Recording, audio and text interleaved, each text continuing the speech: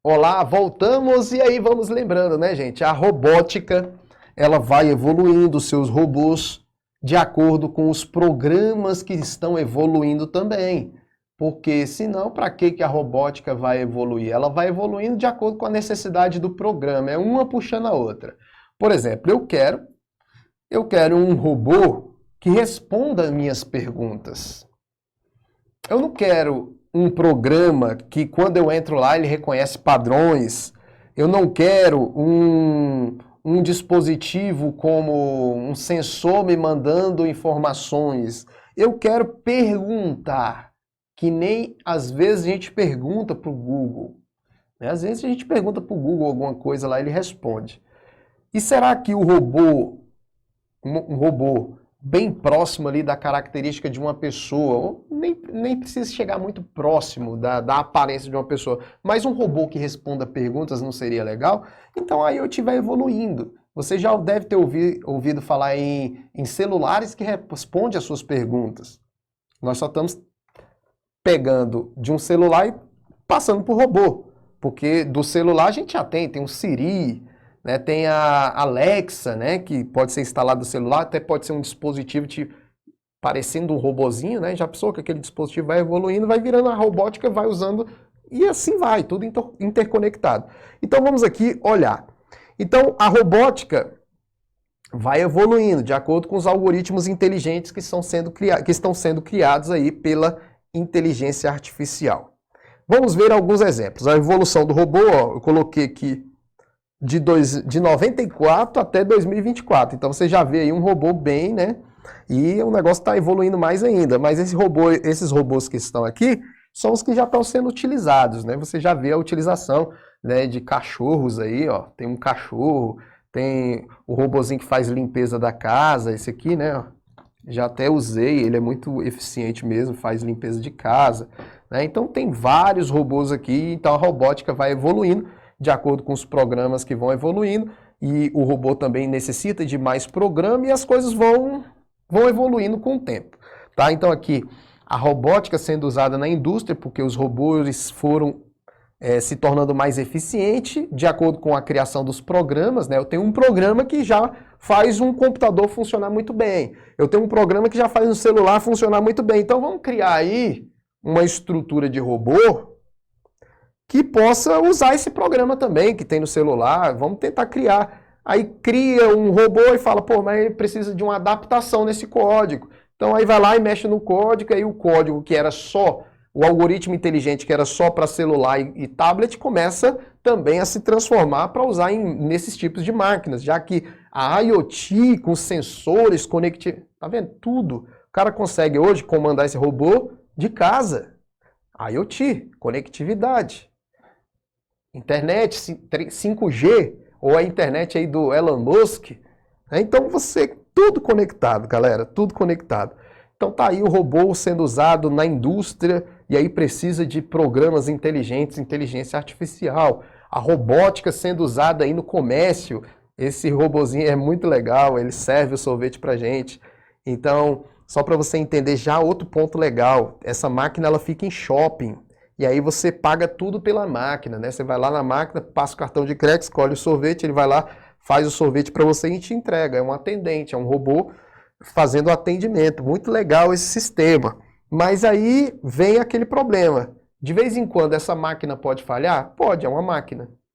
Ela pode falhar, ela pode estragar, pode faltar bateria, pode faltar energia, né? Vamos dizer assim. Então você tem aí os aspectos de um robô. E você tem os aspectos da inteligência artificial também, que de vez em quando pode errar em alguma coisa. Claro que aqui é muito difícil errar, porque são padrões muito simples. Vai ali, volta, vai ali, volta, vai ali. O padrão é muito repetitivo. Quando o padrão é muito repetitivo, é muito difícil a inteligência artificial errar. Tá? Só se ela fosse tomar uma decisão muito complicada, aí poderia errar. Então, esse robô aqui pode ser usando inteligência artificial ou não aqui, ou não, é usado inteligência artificial, até mesmo por causa dos movimentos que são repetitivos. O que eu quero te dizer é que mesmo com esse robô, mesmo com inteligência artificial, tem que ter uma pessoa lá. Então todo shopping que tem isso aqui tem uma pessoa por lá. exatamente porque se tiver alguma reclamação, a pessoa vai apertar um botão lá na máquina e essa pessoa vai lá e atende. Ou seja, a diferença é que, ao invés da empresa ter 5 pessoas fazendo atendimento ou trocando de período, e aí a pessoa ainda, às vezes, tem aqueles problemas pessoais, faltam trabalho, a gente está falando de ser humano, né? Razão, emoção, aquilo tudo que a gente falou. Então acaba que é viável para uma empresa isso aqui. Claro que é um investimento também na tecnologia, mas com o tempo essa empresa acaba economizando. Mas aí você fala, e aí as pessoas, você tem uma pessoa ali agora trabalhando, sendo um monitor. Diminuiu a quantidade de pessoas? Pode ter diminuído aqui no atendimento, mas quem desenvolve essas tecnologias aumentaram. Então acaba que o trabalho pode ir sendo substituído, mas as pessoas estão trabalhando. Pode estar mudando, né, de setores, mudando ali alguma coisa. E tem setores que sempre vai precisar de pessoas.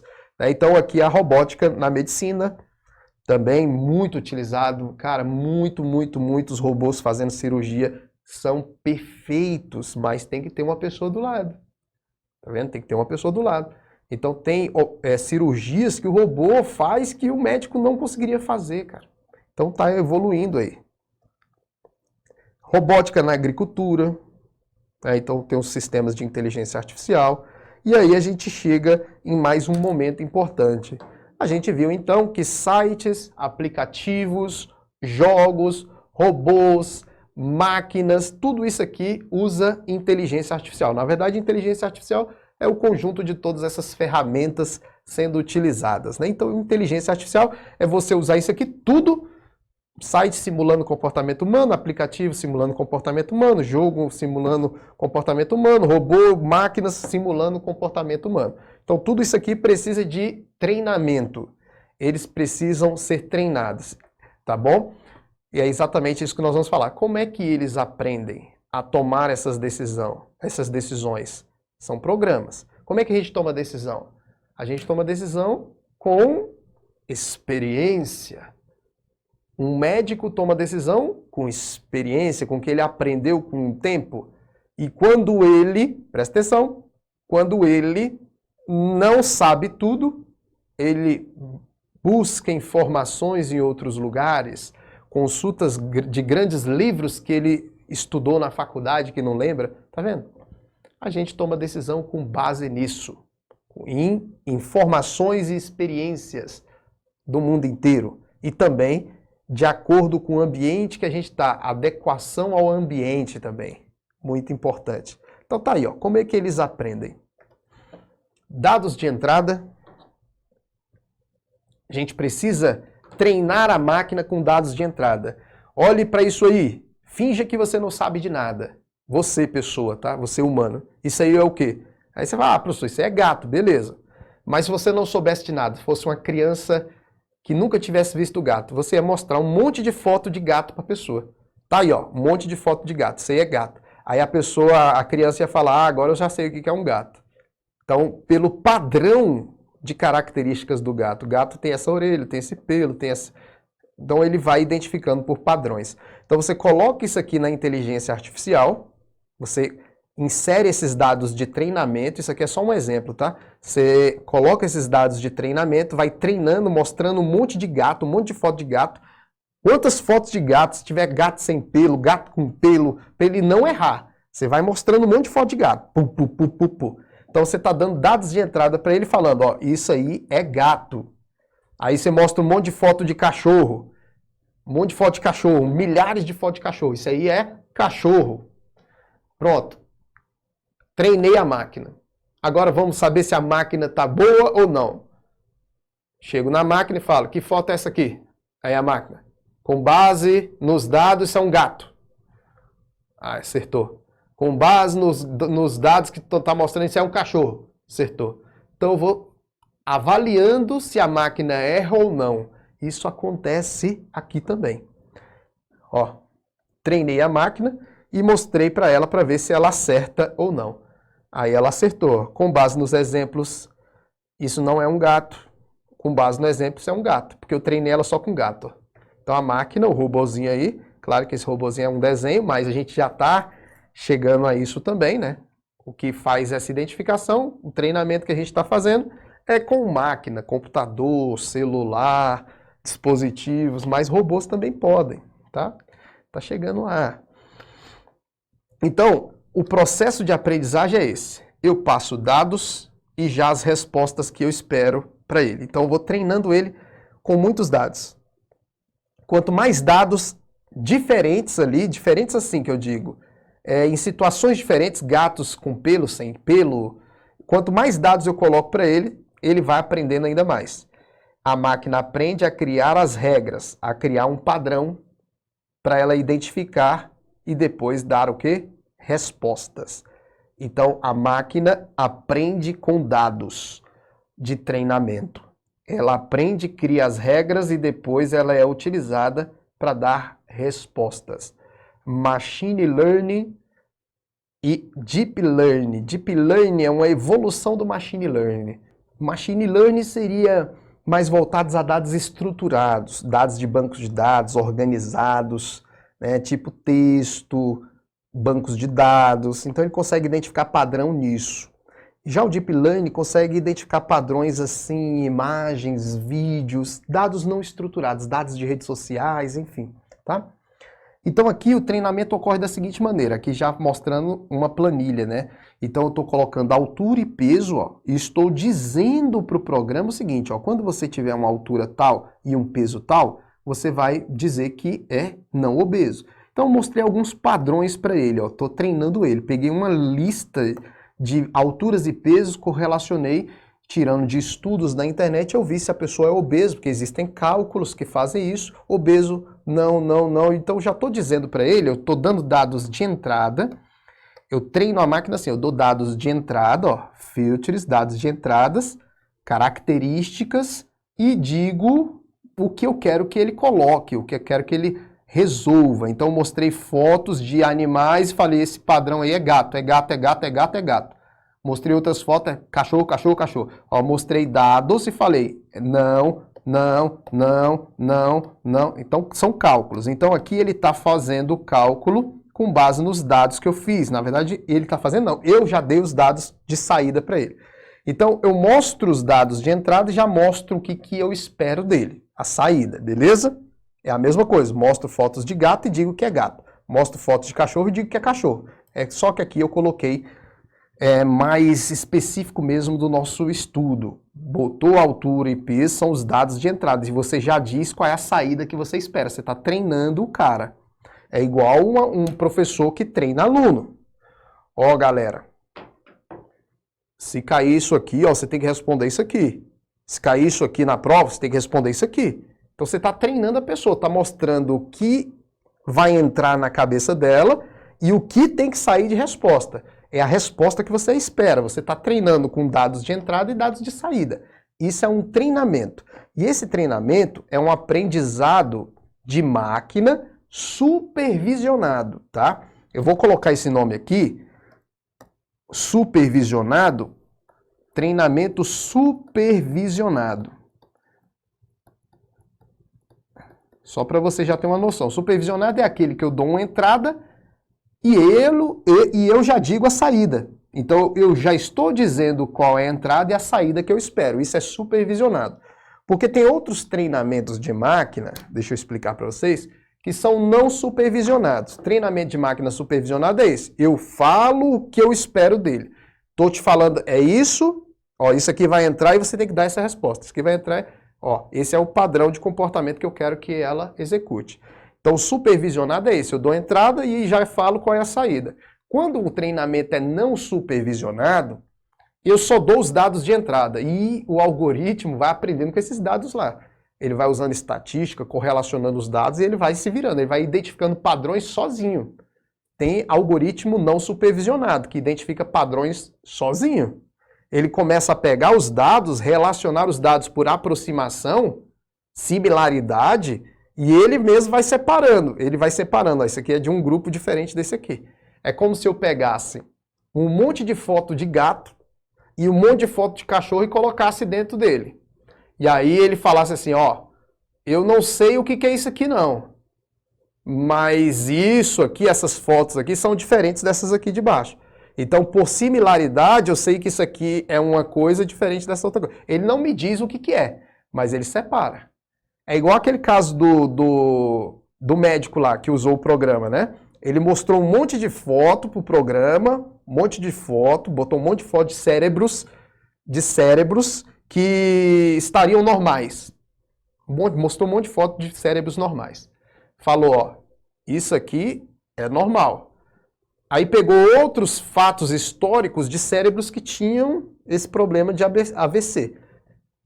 Ó, aí botou isso aqui, ó, botou um monte lá dentro. Então, ele botou dados de entrada, dados de saída. Eu até falei errado. Ele não falou, ó, isso aqui são normais, não. Ele colocou as fotos normais, colocou as fotos com AVC e colocou e treinou ele. E ele sabia agora separar.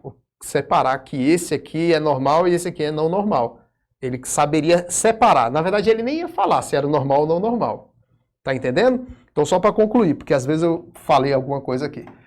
Supervisionado, você mostra, treina ele com dados de entrada e já diz qual é a saída esperada. Certo? Que é o que está aqui, ó. Dados de entrada são os atributos e dados e a classe que eu quero que ele use, o rótulo que eu espero dele. Eu quero que ele já dê o resultado esperado. Se fosse não supervisionado, entrava só esses dados aqui, ó, altura e peso. Entrava só altura e peso. E aí ele que ia separar, ó, esse aqui é um grupo diferente desse aqui, ó, fazendo relacionamento estatístico. Aí você fala, qual que é usado? Depende da situação, tá? Tem situação que usa o supervisionado, tem situação que usa o não supervisionado. Mas eles são diferentes, tá? Supervisionado, entrada e saída, você treina ele com dados de entrada e saída. Não supervisionado, você só treina ele com dados de entrada.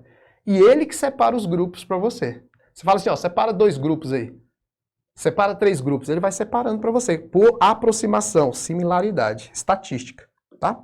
Mas isso não precisa se preocupar nessa parte que a gente está aprendendo, não, tá? Se você tiver que aprender aprendizado de máquina, supervisionado, não supervisionado, que eu não acho que é o caso de vocês, aí se no edital tivesse pedindo isso, aí você teria que estudar um pouco mais profundo, que aí você ia ter que estudar as metodologias. Mas não é o caso da gente aqui, tá? Então tá aí, treinamento supervisionado, eu dou dados de entrada, treino a máquina e ele cria um padrão para depois reconhecer, ó, o modelo padrão. Aí a gente tem que avaliar se ele agora aprendeu direitinho. Ele aprendeu, ele criou esse modelo aqui, ó.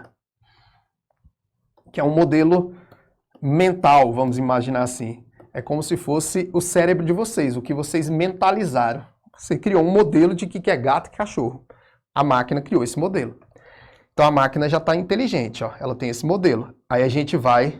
Não é a máquina que está inteligente, é um modelo que vai fazer a máquina inteligente, né? Aí eu vou avaliar se isso está funcionando. Vou pegar dados diferentes, fotos de um monte de gato diferente, um monte de gato aleatório, não aqueles que eu usei para treinar. Presta atenção. Ó, isso aqui é muito importante para a aula. Se eu treinei a máquina com fotos de gato, eu mostrei um monte de foto de gato para ela, quando eu for avaliar o modelo, eu tenho que colocar um monte de foto de gato diferente também. Não só os gatos que eu mostrei para ela. Tem que botar gato careca, gato menor, gato maior, gato sem olho, gato com olho, para ele conseguir identificar que é um gato. Porque ele criou um modelo aí, um padrão na mente dele. Se eu te mostrar uma foto de um gato sem orelha, tu vai falar, isso é um gato sem orelha. Então, você tem uma mentalidade, a máquina, a gente tem que treinar ela. Então, quando eu colocar esses dados nela, eu tenho que colocar dados diferentes, um monte de dado diferente. Quando você for treinar a máquina, você tem que ter os dados de treinamento para treinar e tem que ter outros dados diferentes para avaliar o modelo, para ver se ele está funcionando. Porque senão você tem um algoritmo falho.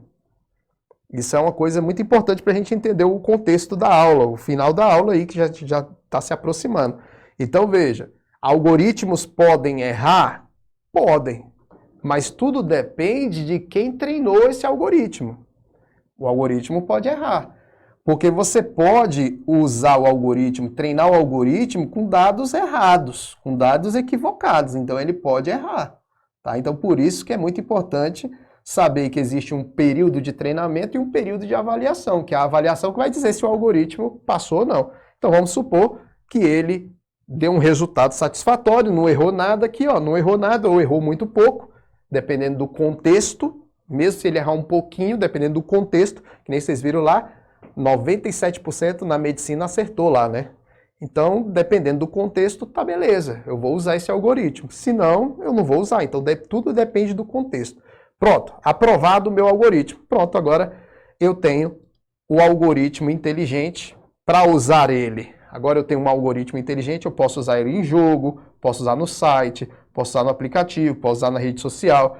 Esse algoritmo que treina aqueles dados lá, tá? Porque para cada situação é um algoritmo. Né? Se o aplicativo é para usar na medicina, você tem que treinar ele para identificar aquele problema lá na medicina, só para você entender. Mas eu tenho um algoritmo inteligente agora que eu criei a partir de machine learning, ele criou esse algoritmo, esse padrão, e aí eu posso usar ele em dispositivos diferentes, até no robô agora. Se eu colocar isso no robô, o robô vai conseguir identificar, né? Ele vai conseguir identificar se aqueles dados é de um obeso, né? E assim por diante. Aí as coisas vão evoluindo, porque o robô tem que falar, né? Ó, você tá obeso. O robô tem que falar. Certo? Então já começa a ter outras coisas. E aí o que eu perguntei para vocês, né? A gente quer chegar no nível de perguntar pro robô. A gente já pergunta pro celular. A gente já pergunta pro Siri, para outros aplicativos, e eles respondem. Respondem. Às vezes não do jeito que a gente quer, eles podem errar alguma coisa ou outra, mas eles respondem. O robô responderia com voz mesmo. Então a gente pode chegar nesse ponto, sim. Tá? Então aqui eu coloco novamente o conceito de inteligência artificial, estudar, desenvolver, empregar máquinas para realizar atividades humanas. Então ele quer imitar o comportamento humano, a gente já fez várias comparações sobre isso, e agora a gente já sabe que a máquina tem que ser treinada através de algoritmos de machine learning, e existem várias técnicas para fazer esses treinamentos, tá bom? Então a inteligência artificial ela é usada para reconhecimento de padrões, automatização de processos, fazendo tarefas repetitivas, né? Já aquele robozinho lá fazendo tarefas repetitivas que uma pessoa faria, né, se ela estivesse servindo sorvete, e análise de grandes volumes de dados. A inteligência artificial ela consegue analisar muitos dados ao mesmo tempo e dar as respostas. Imagine você com aquela planilha na mão, avaliando se a pessoa está obesa ou não obesa. Se você botar uma planilha ali de 200 mil linhas, a inteligência artificial vai te mostrar tudo. Se você fosse fazer uma por uma, tá vendo? Então, ela analisa grandes volumes de dados. Então, são coisas que a inteligência artificial é bem trabalhada, é bem utilizada no dia a dia da gente, tá? E o que falta? Aí você fala, o que falta, então, para atingir o objetivo dessa ciência IA que estuda métodos, estuda como fazer para um robô ser autônomo, né? Para uma máquina ser autônoma, a máquina, o robô. Né? Então, o que falta? Vamos lá. Essa frase mostra um pouco do que falta. Não quero ser atendido por robôs. Muitas pessoas falam isso, que não quer ser atendido por chatbots, aqueles robozinhos. E por que as pessoas falam isso? Porque às vezes a pessoa pergunta e o robô não responde. Tá? Não responde do jeito que ela espera. Às vezes o robô também, muitas pessoas falam assim, esse robô aí, cara, é muito artificial, cara. É inteligência artificial, é muito artificial. Então os robôs ainda são muito artificiais, vamos dizer assim. Não tem sentimentos, né, que a pessoa pode falar. E aí a gente começa a ter sim evolução nesse sentido, já está bem evoluído também. Olha aí. Começa a ter Deep Learning, que é a aprendizagem profunda. O aprendizado profundo começa a usar tecnologias novas de treinamento. Começa a surgir redes neurais, que é imitar como que os nossos neurônios conseguem entender coisas, estabelecer padrões. Então começa a trabalhar com redes neurais no Deep Learning. Começa a trabalhar com PLN, que é o processamento de linguagem natural. Às vezes você fala com um chatbot, ou até mesmo com Siri no celular, e aí pode ser que ele não entenda a resposta, não entenda o que você perguntou. Dependendo de como você pergunta, o robô não entende. Porque tem palavras muito parecidas, no português principalmente, né?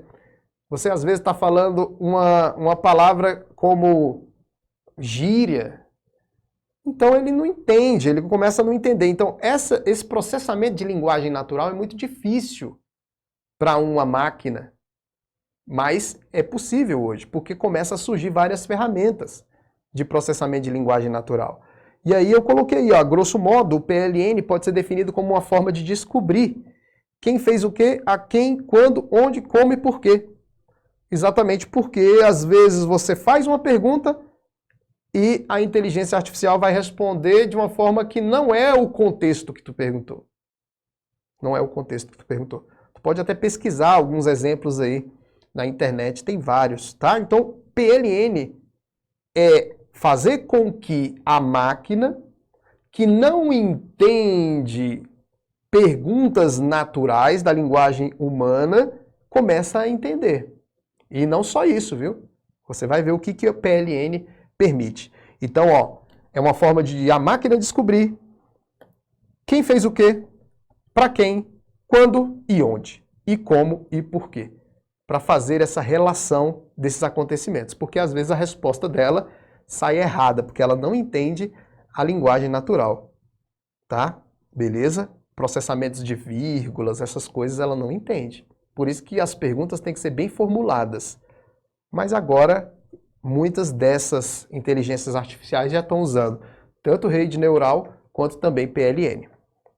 Então começa a surgir várias ferramentas com a evolução desses algoritmos de aprendizado de máquina, como que a gente viu rede neural e PLN. A Alexa, né, a Alexa está cada vez mais evoluindo. Antes você perguntava uma coisa para a Alexa, ela ficava meio enrolando para responder ou respondia errado. Agora ela está bem mais evoluída, por causa que ela consegue entender o que você está perguntando, tá? O Google Translator, que antes era muito ruim, hoje você fala aqui, você tem a transcrição de fala no Google, você fala, ele traduz, você escreve, ele traduz bem perfeitamente, ó, aprendendo PLN, ó, Learn NLP, tá vendo? Ele já faz uma tradução melhor, porque ele começa a entender o texto melhor e também começa a entender a fala melhor, porque ele tem que entender a fala para transcrever em texto. Então ele começa a fazer essa ligação dos textos, porque até com texto, dependendo se você escrever um texto muito ruim,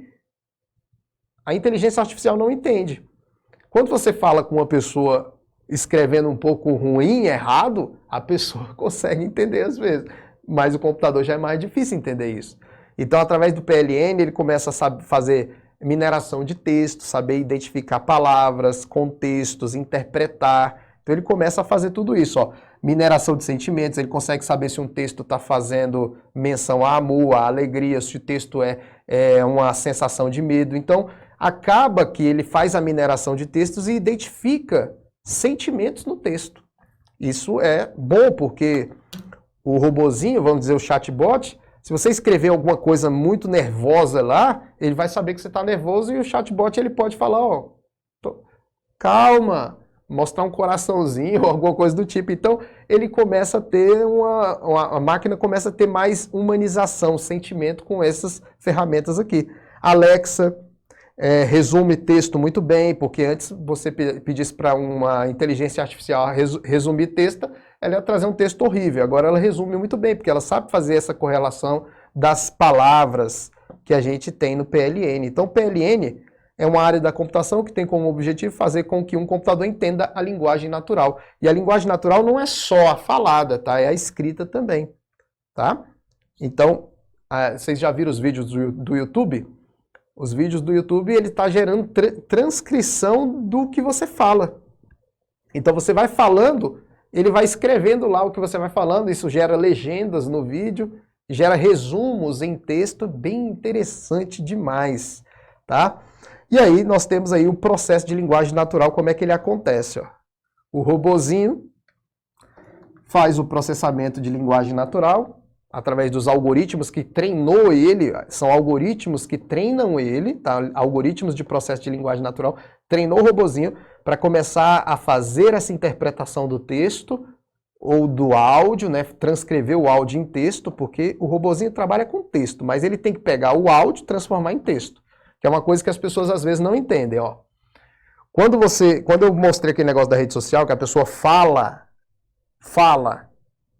e a publicidade começa a acontecer de acordo com a fala, a máquina ela não vai entender a fala em si. Ela vai pegar a fala, transcrever em texto e vai organizar muito bem esse texto agora com o processo de linguagem natural e vai usar esse texto para fazer uma pesquisa como a gente digitando no Google. Você no Google não pode digitar ou falar no microfone que ele vai digitando para você? Tudo isso é PLN, tá? É inteligência artificial. Hoje no Word, se você abrir o Word, ele está usando a inteligência artificial. Você pode clicar numa ferramenta lá e falando ele vai escrevendo para você, vai digitando. Tudo isso é uso de inteligência artificial e graças ao PLN, que é esse processamento de linguagem natural. Então o robozinho usa o treinamento, né? Eu uso os padrões de linguagem natural e armazena isso dentro da base de conhecimento, tá? Então ele busca informações na base de conhecimento dele, que é a fonte de conteúdo que ele vai aprender, e depois armazena lá de novo, tá? Então ele faz armazenamento de dados, histórico de interações e análise, que é o que eu falei. O robozinho ele vai pegar o que você perguntou para ele, vai armazenar para depois ele usar como histórico daquilo que você falou, do que ele falou. Então ele vai aprendendo mais ainda. Ele vai conseguindo correlacionar as coisas. Você perguntou, outra pessoa perguntou de uma forma um pouco diferente, e aí ele vai guardando isso para depois ele utilizar. É a mesma coisa de uma pessoa, né? Quando eu falo alguma coisa para você, você guarda. Aí outra pessoa que fala algo que não bate muito, não quer dizer que eu estou certo, e nem que a outra pessoa está certa. Você vai comparar e você vai pegar uma terceira opinião e assim. Então, como ele quer entender toda essa relação de diálogo entre as pessoas, ele vai armazenando e depois ele vai buscando e fazendo comparações para ver a melhor resposta que ele pode dar. Tudo bem? Então, trabalha com dados. Eu sempre estou falando, algoritmos são para treinar o robô, mas para treinar o robô tem que ter dados. Então, aqui ele está usando dados para treinar o robô, tem uma base para ele buscar, olha lá, tem uma base para ele buscar, base de conhecimento, fonte de conteúdo, e depois ele vai armazenando mais dados. E hoje o negócio está cada vez maior. Hoje nós temos, como eu falei para vocês, nós temos vários sites, várias organizações com dados abertos na internet, dados abertos que podem ser consultados por essas inteligências artificiais.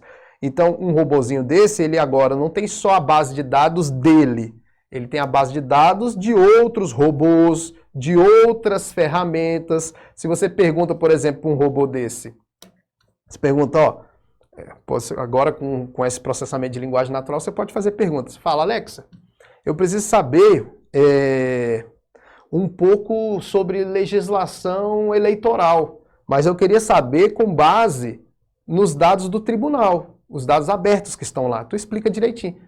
A inteligência artificial vai lá, busca essas informações, porque você pediu de lá, e são dados abertos mesmo no tribunal, vai lá e traz para você. Tá vendo? Ele consegue entender o que você está perguntando, fazer essa relação aí, interpretação, vai lá no site, porque ele tem essa conectividade, ele sabe que esses dados estão abertos, vai lá e busca. Que grandes quantidades de dados no mundo inteiro, Big Data. Vamos lá, e o que falta? Mais uma pergunta. Olá, tudo bem? Espero que você esteja gostando demais dessa aula gratuita aqui no nosso canal do YouTube. Estamos na reta final de preparação para o concurso da Caixa Econômica Federal e eu quero te falar uma coisa muito importante. Muitos alunos deixam de ser aprovados por causa dessa reta final. Tem que se fazer um ajuste fino, você tem que revisar os tópicos mais importantes, passar por todos os tópicos mais importantes para a sua prova. É exatamente nesse momento que as pessoas deixam de ser aprovadas por não fazer esse ajuste fino, achando que já está sabendo de tudo, e isso é um dos maiores erros que acontecem, tudo bem? Muitos alunos me pediram para fazer algo como eu fiz para o Banco do Brasil, uma revisão final fechada ali para os alunos, e eu fiz algo melhor ainda para a Caixa Econômica. Cara, muitas questões mesmo. Muitos alunos aí viram essa revisão final e na hora da prova bateu exatamente com o que estava lá. Mas agora eu trouxe professores juntos comigo, não só vai ser eu na revisão final. Nós vamos fazer uma semana inteira de revisão, eu vou colocar aqui na tela para te explicar. E olha, é o momento de você fazer aquele último ajuste para você ser aprovado na Caixa Econômica Federal. Olha o que eu preparei aqui para vocês, é imperdível, gente. O Ironman, reta final, semana de revisão intensiva. O Ironman é muito conhecido aqui em Brasília, de semana de revisão final, e agora a gente trouxe para o online professores excelentes, como vocês estão vendo aí, eu creio que a maioria vocês conhecem, e você vai ter revisão tanto para técnico, sem ser da área de TI, quanto também para técnico da área de TI, tá? Então você pode fazer a matrícula em qualquer um dos dois. E vou falar, são 2 professores por dia, 2 matérias por dia. Então, no mesmo dia que vai ter lá gramática, vai ter lá tecnologia da informação também. E aí, na parte de TI, todos os dias vamos ter aula de TI. Todos os dias vamos ter aula de TI, que é a parte mais específica, com outra matéria. No mesmo dia nós temos 2 matérias, tá? E também você que não é da área de TI também, a parte específica, que seria a parte de atendimento, que você vai ter aí com o Rafael Barbosa, para mim, o melhor professor dessa área, você vai ter também vários dias das matérias mais importantes, como conhecimentos bancários também, tá? Então, galera, é uma revisão muito importante para a prova, vai ser de 13 a 17/5, das 19 às 23, ao vivo em um canal fechado só para aqueles que estão participando. A revisão intensiva, eu vou botar aqui para vocês terem noção dos valores. Você tem aqui, ó, o primeiro lote R$ 99,00, segundo lote 150, terceiro lote 220. O primeiro lote já está acabando, o link está na descrição do vídeo. E olha o tanto de coisa que você tem aqui nos bônus, ó, gente, ó. Gabaritando inglês. Em 3 horas você vai ver um conteúdo muito legal para você gabaritar inglês, ó. Pacote com 10 temas de redação, tá? 10 temas e já os modelos de redações para você ver como é que seria uma escrita perfeita. A apostila digital com as questões gabaritadas, 3 simulados inéditos e comentados e um funil de teste final, que é um jogo interativo e estatístico. Aí você fala, como assim? Veja, você vai fazer os 3 simulados, né? Você vai ter os 3 simulados aqui. E a gente sabe que simulado é uma coisa interessante, né? A gente vê exatamente como que pode cair na nossa prova. E também nós temos as questões que nós vamos usar durante a revisão. Então tudo isso eles vão colocar em um jogo interativo que você vai repetindo e ele vai mostrando as notas que você vai tendo. E ele vai deixar você passar de fase de acordo com as notas que você vai tendo. Então, em resumo, esse jogo interativo é legal porque você vai pegar as questões que você viu durante o Ironman, mais as questões do simulado e vai revisar de novo esse conteúdo. Ou seja, tudo que você está vendo na revisão, você vai ver 2 vezes. Isso é muito legal mesmo. É uma metodologia que faz muita gente acertar questões na prova. Lembrando que as aulas são ao vivo e online, mas no final da aula ela fica disponível na plataforma para quem adquirir. Então, não deu para eu assistir ao vivo, eu quero assistir no outro dia. Sim, pode assistir no outro dia. Professor, eu posso rever também a aula no outro dia? Pode também, porque as aulas vão ficar disponíveis. Então, gente, 13 a 17/5, imperdível. Telefone de mais informações estão aqui, tá? E os links para você fazer a matrícula está na descrição do vídeo. Galera, muito obrigado. Era o recado que os alunos pediram para eu fazer aqui no YouTube. Me pediram essa revisão final, eu consegui aqui juntar os melhores professores aqui das carreiras bancárias e ficou muito bom. Vai ser um evento muito legal, eu tenho certeza que você vai tirar todas as suas dúvidas. Galera, então o link está na descrição, agora pode voltar para sua aula. Abraço e até a próxima. E o que falta, galera? A gente já viu aí que a inteligência artificial está chegando nos seus objetivos, está estudando, está tendo várias integrações de ferramentas. E o que falta? Você já viu que o chatbot, né, evoluiu pra caramba com o PLN, né, e várias outras ferramentas. Você viu aí a Alexa respondendo perguntas, né? Você pergunta, a Alexa hoje já entende a linguagem natural, começa a fazer aí, dar respostas, né? Então, a inteligência artificial ela já consegue responder perguntas. Então, já era uma coisa que era difícil. Então, ela já consegue responder perguntas. E a Alexa responde perguntas com voz. Ela pega o texto, ó, você fala com a Alexa, ela pega, identifica a sua voz, transcreve em texto, aí ela pega esse texto, entende, né, por causa do PLN, que é uma interpretação do texto ali, né? Ela vai entender toda a gramática do texto, ela foi treinada para isso, né? Aí vai lá, ela vai fazer essas relações, aí ela vai pegar, gerar uma resposta de texto e vai transformar em áudio que vai sair, que é um que um robô no futuro vai fazer, né? Que já faz, né? Isso ali já é um robô, só que não é um robô como a gente imagina, né? Um robozinho pequenininho, mas é um robô. Então vamos lá. Aí se usar a indústria da robótica, aquele robô ele vai melhorando, daqui um dia deve já ter, né? Eu estou falando aqui, mas não pesquisei sobre isso. Mas o que falta? Falta isso aqui, ó. Outra habilidade humana que é de criação, de ter autenticidade, criação, criatividade na cultura, na música, na arte. Então, nós temos músicos que interpretam a música que foi escrita por alguém, por um autor. Então aqui se envolve um monte de coisa que também é habilidade da humanidade, criatividade, criar coisas com base nas experiências, inteligência. Uma pessoa escreve um livro com base na experiência, no aprendizado, na capacidade de extrair informações de vários lugares, interpretar e escrever o livro. Então, o Machado de Assis aí, que é uma referência na literatura brasileira, com vários livros, vários poemas. Então, um escritor, o cara que desenha aí também, tem várias habilidades, eu coloquei algumas aqui só para você ver. E hoje a inteligência artificial consegue fazer isso. Nós temos a inteligência artificial generativa, galera.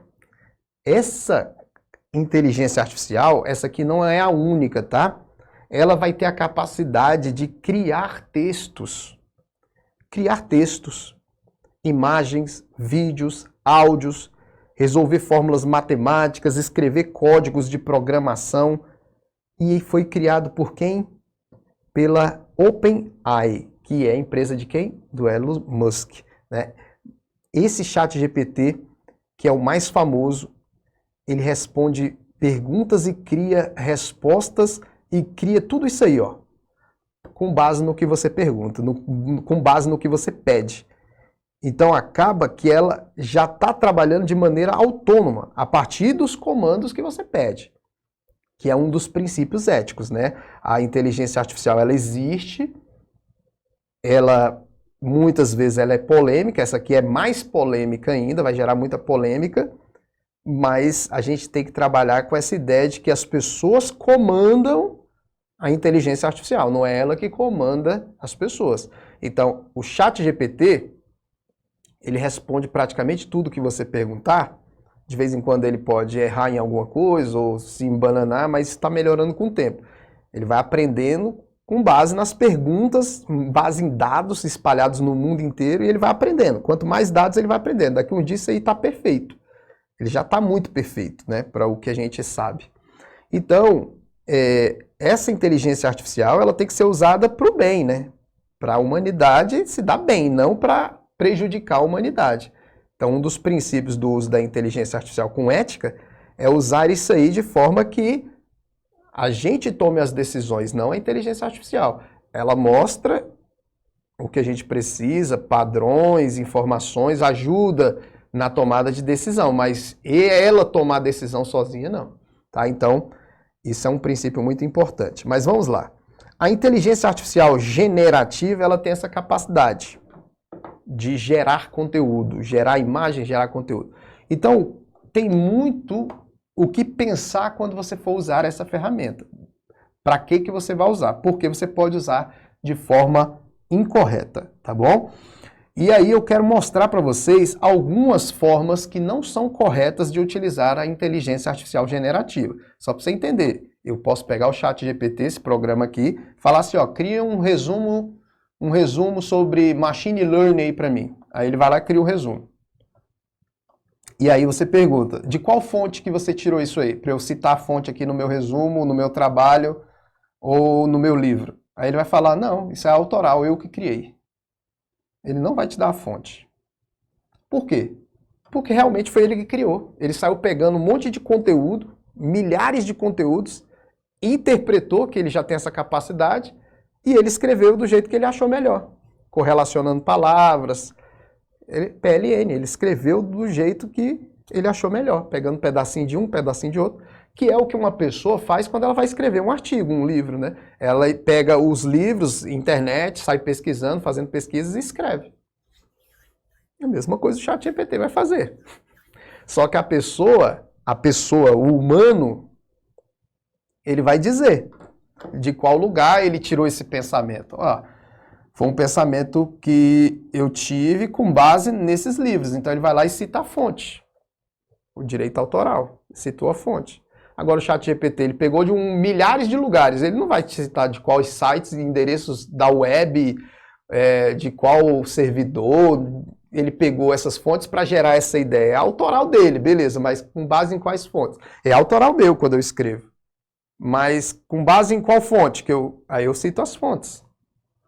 Então, quando você for usar o ChatGPT para fazer esse tipo de geração de conteúdo, você tem que tomar cuidado. Analisar o código de ética da organização que você trabalha, o código de ética da tua profissão, para ver se é aceitável fazer isso sem gerar fonte de dados.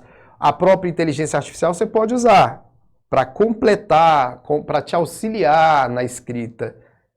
Auxiliar, você pode pegar um texto, aí você escreveu ali com base no livro, com base em um livro X. Você citou o autor, né, do livro. Aí você escreveu algo que não gostou muito, quer usar esse texto com uma fala um pouco menos rebuscada ou mais rebuscada, aí você coloca no ChatGPT e fala, reescreva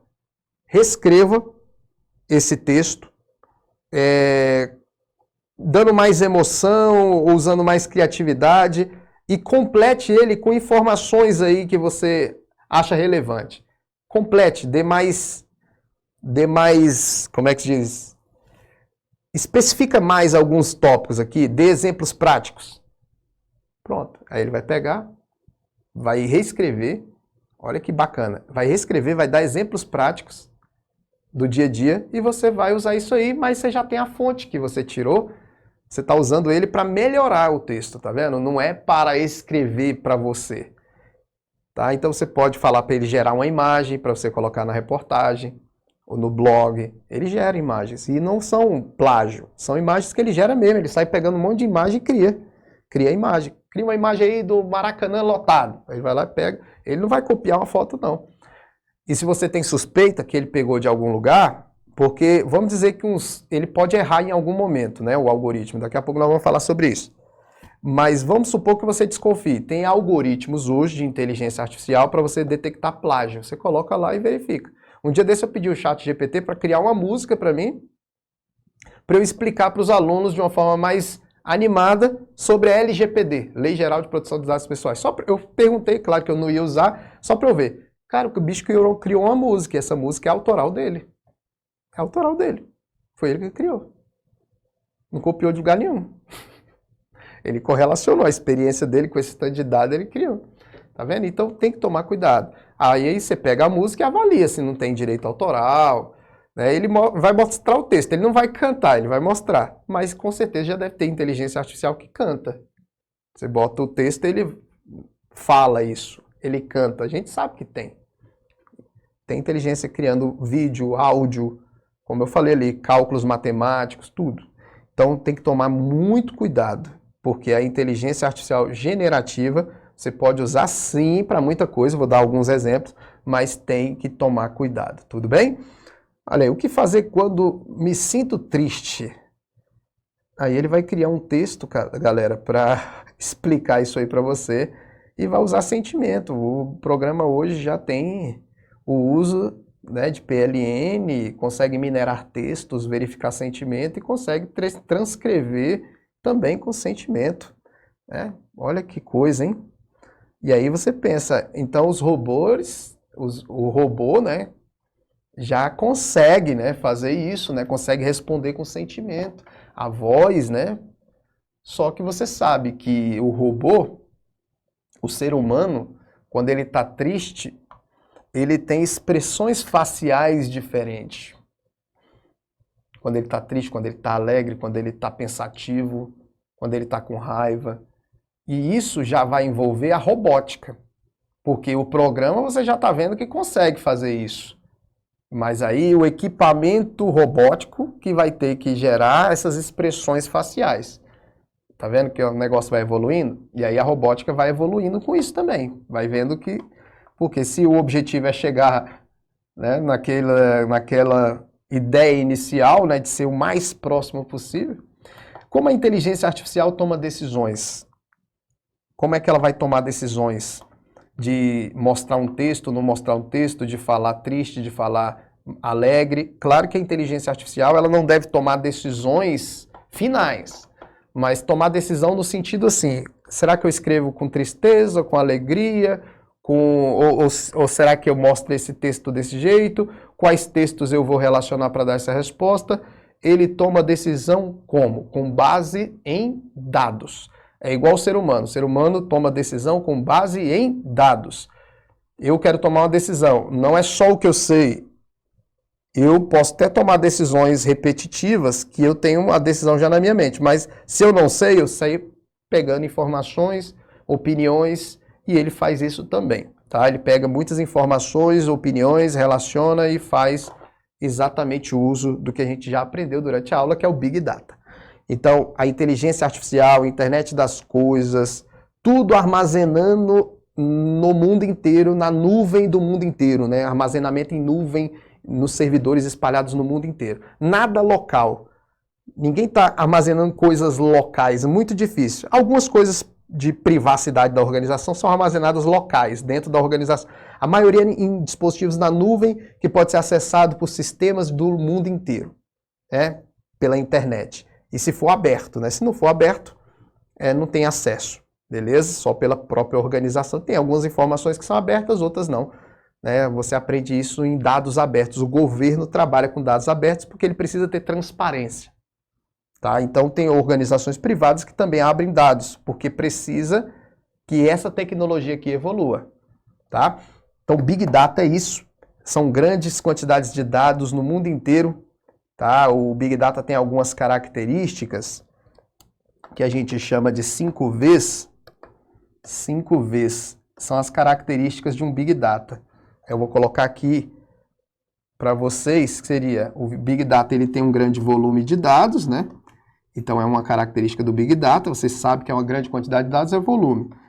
Ele tem uma grande variedade de dados, dados estruturados e não estruturados, né? Dados organizados em bancos de dados espalhados no mundo inteiro e bancos de dados que não são da própria organização. Bancos de dados não, né? Por exemplo, vocês viram lá o Tesla, ele tem um banco de dados que ele guarda as informações para ele se alimentar dessas informações, né? O Tesla, né? Porque a inteligência artificial, ela aprende com dados, que ela vai guardando, que ela vai buscando. Só que o Tesla, ele não vai trabalhar só com dados da organização, ele pode trabalhar com outros dados. E esses outros dados que não estão organizados, que não tem uma estrutura por trás, que está espalhado no mundo inteiro, como vídeos, textos, curtidas, comentários, coisas do WhatsApp, coisas não sei do que. Isso tudo é o que a gente chama de dados não estruturados. Imagens, vídeos, documentos. Então, quando a gente fala de uso do Big Data, o Big Data ele tem estrutura para garantir um grande volume de dados, variedade desses dados, que é dado estruturado e não estruturado. O outro V aqui é que as estruturas que são usadas, as tecnologias que são usadas para Big Data, tem que garantir velocidade. Eu pergunto uma coisa para o ChatGPT, ele é rápido demais, ele pesquisa tudo e traz rápido para mim. Velocidade, as informações, elas têm um fluxo de dados muito grande, isso é velocidade. Aí, nós temos que ter valor, esses dados têm que ter valor. Ixi, caramba, vou repetir aqui de novo, gente. Lembrando, vocês podem acelerar o vídeo, tá, gente? Volume, variedade, às vezes... Se você quiser adiantar o vídeo por causa de algum problema como esse, variedade, velocidade, é porque eu não vou parar o vídeo aqui porque eu apaguei, né? Velocidade, valor e variedade. Eu botei os 5 vezes aqui, ó, porque pode ser que na prova ele cite alguma coisa desse tipo. Então tá aí, ó. Um Big Data ele tem esses 5 vezes para garantir que ele realmente chegue no propósito dele. Aí você fala, mas o que seria? Eu entendi, professor, o que seria volume, variedade, velocidade. A infraestrutura do Big Data, né, dessa grande quantidade de dados, tem que garantir essas 3 características. Mas o que seria valor e variedade? Nós temos que usar ferramentas para extrair valor dessa grande quantidade de dados. Senão não tem lógica. Tá? Então a gente tem que ter ferramentas para analisar essa grande quantidade de dados. A inteligência artificial é uma ferramenta que utiliza essa grande quantidade de dados, mostrando padrões para a pessoa tomar uma decisão, tá? E variedade, eu botei variedade, não é variedade já tinha colocado. Aqui é veracidade. E veracidade, ó, veracidade. Então, os dados que estão no Big Data são muitos dados espalhados no mundo inteiro, mas os que estão no Big Data têm que garantir verdade, veracidade. Veracidade é verdade. Os dados têm que ter qualidade, porque já pensou se uma inteligência artificial ela toma decisão com base em dados, esses dados devem ser verdadeiros, porque já pensou a inteligência artificial dá resultados que não são verdadeiros e você toma a decisão errada. E a gente tem que tomar a decisão com base, por exemplo, a gente viu a inteligência artificial na medicina, vai pegar esses dados do Big Data, e já pensou se são dados que não são verdadeiros? Então, tem que ter veracidade, tem que ter qualidade. E aí, quem trabalha em toda essa área de inteligência artificial tem que ter essa ética de guardar dados verdadeiros, trabalhar com dados verdadeiros, tá? E isso tem a ver também com a ética, não o uso das ferramentas, mas a criação das ferramentas também. Quem cria tem que se preocupar com isso, de manter sempre o uso de dados de qualidade. Então, os dados que você pega no Big Data, eles têm que ter qualidade, mas você vai ter a garantia de que só tem dados de qualidade? Não, então tudo que você pegar na internet, ó, no Big Data, a inteligência artificial vai pegar no Big Data, tem que passar por um processo que verifique se essas informações têm qualidade ou não. Tá vendo? Então é tudo uma tecnologia gigante, o que a gente tem hoje no mundo, tá? Mas isso aí é um Big Data. Se perguntar na prova, eu não vou aprofundar porque não precisa, a gente só precisa saber os conceitos, tá? Aplicações práticas da inteligência artificial, certo? Eu coloquei algumas aplicações práticas aqui, mas como esse vídeo já está ficando grande, eu vou fazer o seguinte. Primeiro, eu não vou falar das aplicações práticas, eu vou falar primeiro das implicações éticas. Eu vou mostrar alguns usos que não são éticos quando você trabalha com inteligência artificial, tá? E aí depois eu mostro algumas aplicações práticas para vocês. Daqui a pouco a gente volta.